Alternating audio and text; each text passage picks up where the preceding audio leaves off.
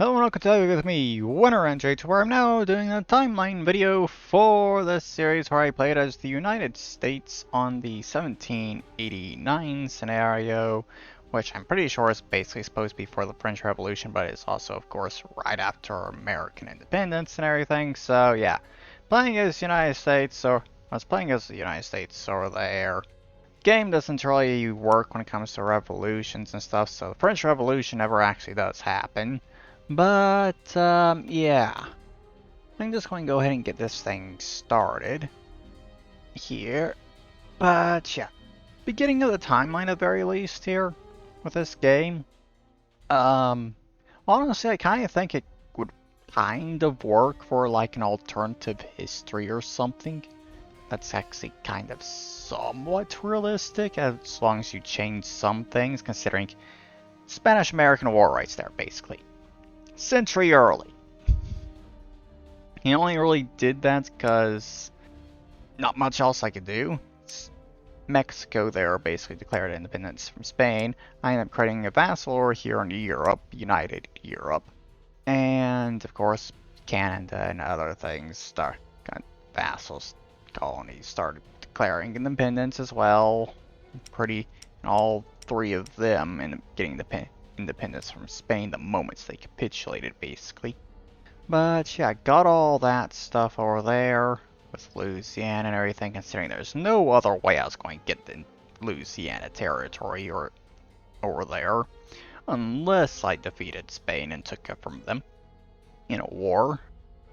Austro-Prussian War has started 50 years early, which Britain is of course involved in, and because they're distracted by that, I can take advantage of it and take over Canada. So, instead of the War of 1812, that was the War of 1819, I think it was.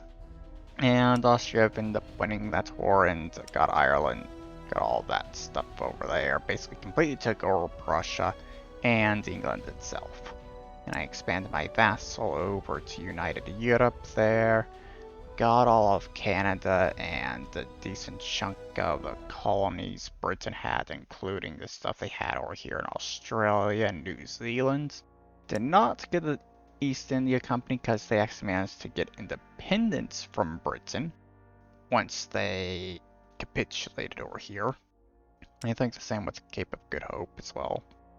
But yeah, with all that, I basically got North America secured, for the most part, I guess.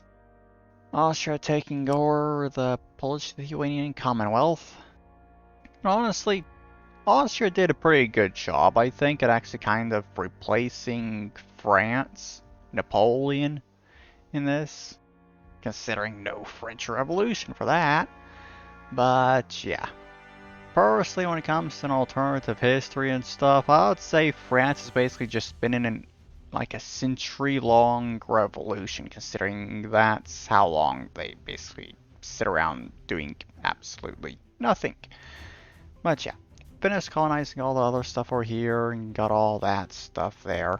Finishing up Australia there, and then kind of start dealing with all the Pacific Islands just because. India's kind of started getting a bit united over here.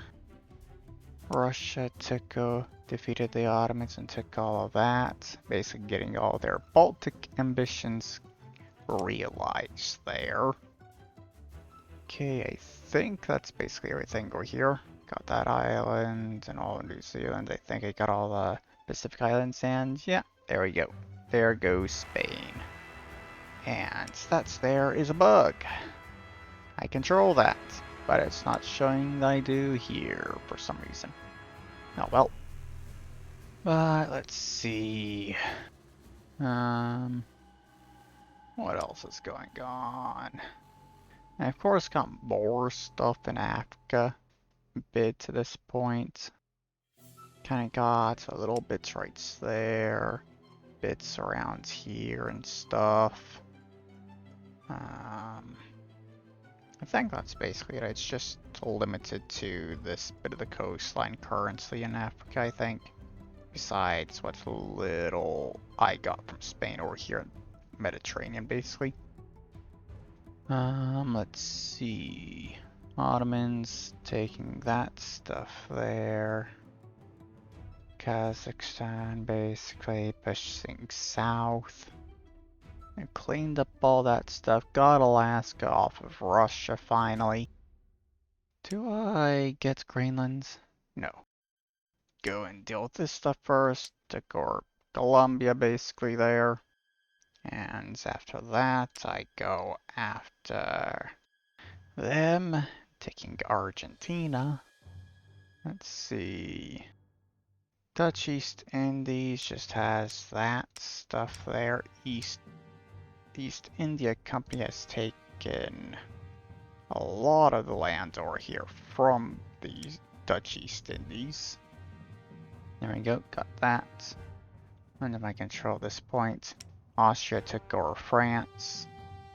So first thing that France ends up getting, or France gets involved in, is when they get completely destroyed by Austria. Honestly, kind of really wish Austria kind of cleans things up over here and took over the rest of the Germanic states, but they never really did that, annoyingly. But of course, next thing I do over here is Brazil. That's native tribe or whatever there. Just cleaning up and finishing off the rest of the Americas over there. And there we go. So, at this point, I have annexed my vassal over here because they went to war with the Chinese over here, I think. Or the Chinese went to war with them. So I had to annex them in order to avoid them getting taken over by the Chinese. So yeah, I actually had to fight a war with them because they refused the ultimatum. And they put up a pretty good fight, to be honest. Though I only actually needed to take the entirety of Ireland to actually win that. Russia went to war. No, Austria went to war with Russia. And of course, with Russia being so much stronger than them at this point, they were losing. So I took advantage of the situation to just go after Austria myself. Because I did not want Russia to take over Austria completely and basically control the entirety of Europe.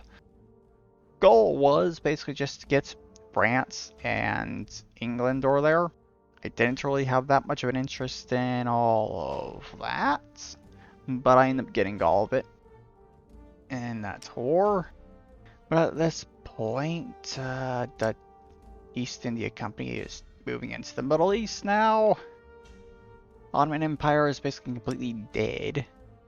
Only just that little bit over there in Turkey now, basically. I have finished off Britain there. And I'm starting to clean up all the Germanic states. To go over there, Netherlands there. Getting all that cleaned up, dealing with Portugal and other stuff. So I now have Madagascar, bit of Tanzania there, Mozambique, Angola. Not quite a bit over there. And Russia went to war with me. And I had to do some scummy tactics in order to win that, cause holy shit, I was not prepared for that fucking war.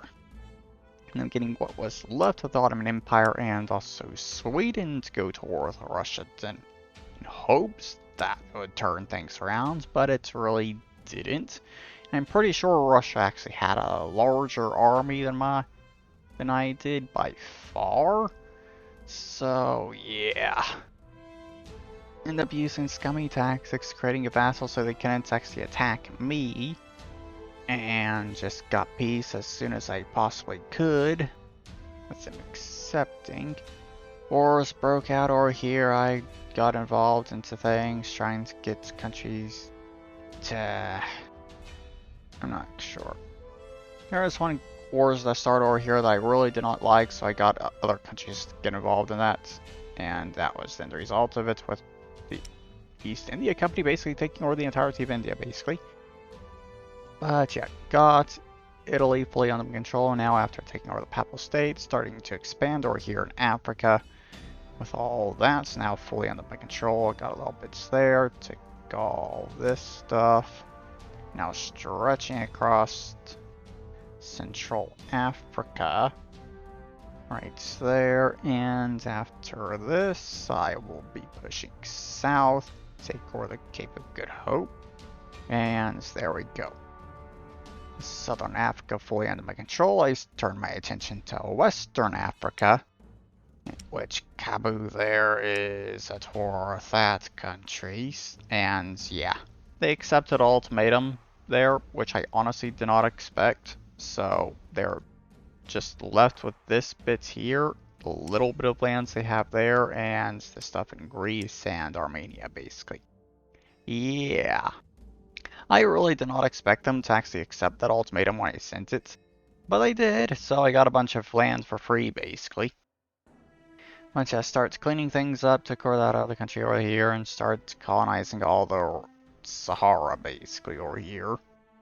Start cleaning up all that stuff. Cleaning the borders with that country, took over them, and created Armenia over there as a vassal. Because I did not want to be controlling that stuff directly. A bit too much out of the way for me. But yeah. Started going into the Middle East there, took them over. They capitulated in a single turn in that war. So I now have the entirety of Africa under my control and more of India there. And I basically got the entire Arabian Peninsula fully under control at this point as well. And there we go, colonize that stuff, that's done.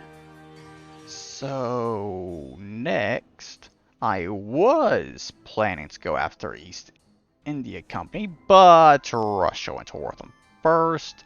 And yeah, the moments I was going to go to war with the East India Company, the moments they basically lost all the provinces that I had bordering them over here, but the moments they lost all those provinces, they capitulated to Russia.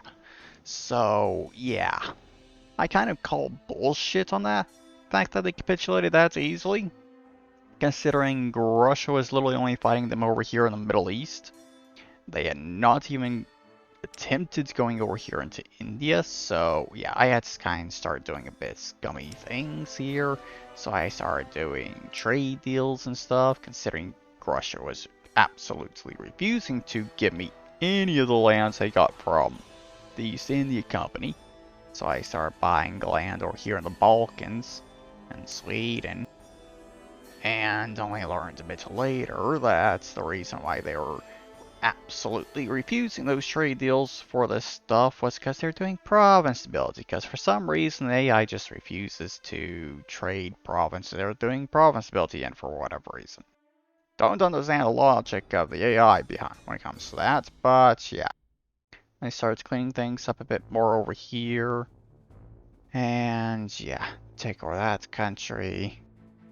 And then kind of just start cleaning up the rest of this stuff.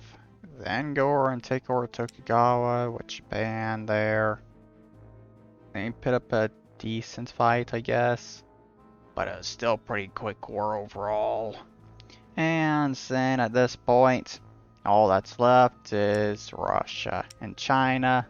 So, of course, first one I go after is China, because they're much weaker, and the fact that I kind of need that border with Russia so I could actually defeat Russia quicker, otherwise it'll just take way too fucking long to do.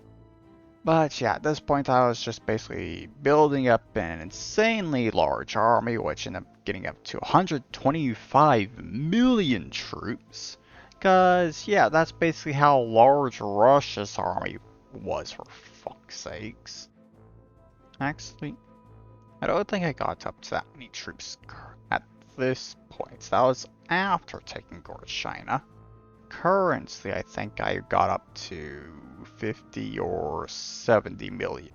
That's where I got to during this, I think. Well, Russia still has like 100 million or something. But yeah, took over China, got that done. And Russia's all that's left, of course. So I had to start preparing for them. And of course, they did a pretty good job in that war too. Though most of the fighting was over here in the Middle East, to be honest. Come on. I also didn't want to annex Armenia at all, considering that'd just be more of a target for Russia to attack if I did, so kept Armenia around until after the war, basically. But yeah, war started. Most of the fighting was over here in the Middle East and kind of over here. But otherwise, things went pretty smoothly. Never even really got to start attacking in the Caucasus. With the troops I had in Armenia, considering I literally had just started doing that when they capitulated, basically. Because at that point I felt confidence I had the Middle East entirely secured at that point. But yeah, there is the timeline for this series here. And yeah, population of the world during that final war. Yeah, I absolutely hate it when the fucking AI goes and does insane shit like that. And just comes insanely fucking strong like that.